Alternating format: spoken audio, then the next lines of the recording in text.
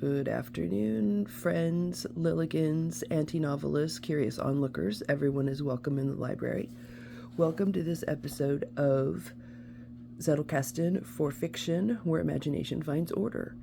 I'm re-recording the video I posted yesterday. I have a terrible cold, and I felt like yesterday's video was just dragging, probably because of the NyQuil.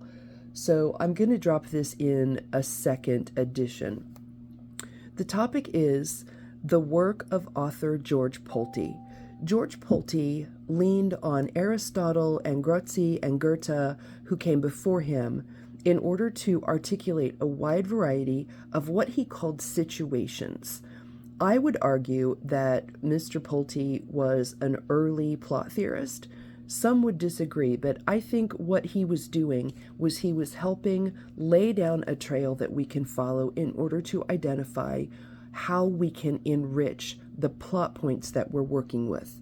So in the book, I quote him where he says, "The conflict, which forms the framework of all dramatic situations, is clearly drawn undisguised."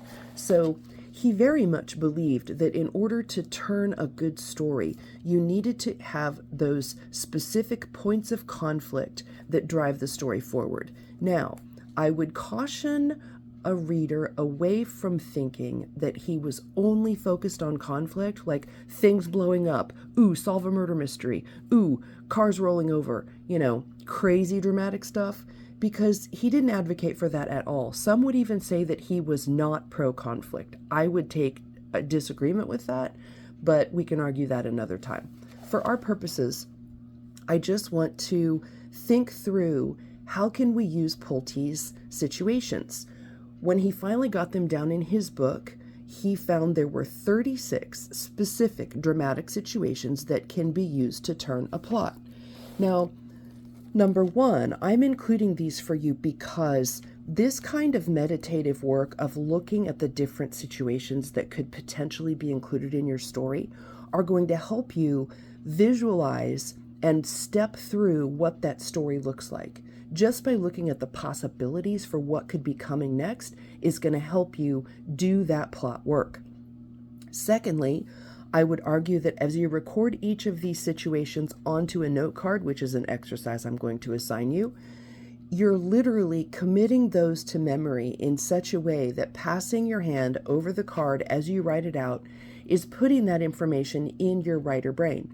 So then as you start thinking through your story and intuiting where it could go, you're going to recall and have these things at hand to pull from. Finally, each situation is a scene bridge that pulls your ideas together. So for example, let's say you're looking at the idea of pursuit. In this one, he says, it could be punishment and a fugitive. Through drama, we're enabled to gain our experience of error and catastrophe in a less costly way. So see how he's taking the scene, which is the pursuit of a fugitive and their punishment, and he's arguing that using the points of the story allows the reader to follow through those points and learn the lesson from the characters without having to pursue those actions in and of themselves. So very much catharsis, right? I believe he's dipping a pretty big toe into Aristotle here. But the point is, he's arguing that you can literally pull that reader into the story and teach them those lessons or give them that gift of knowledge just by writing an absolutely stellar, awesome story. So that is Polti's dramatic situations. A few others that I've included are things like falling prey to cruelty or a misfortune.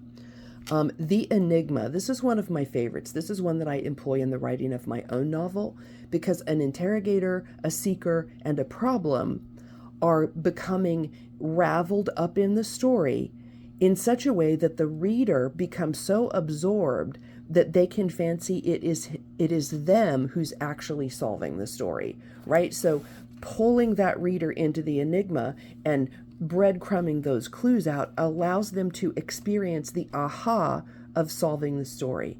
So Super cool stuff. I think you're really going to find it useful, and it's going to inform getting that story out of your head and onto the page, and then rearranging and moving those pieces, those scenes and sequels around so that you've got a cohesive unit. So that covers the chapter section on George Polti and his 36 dramatic situations. I will leave you there for today.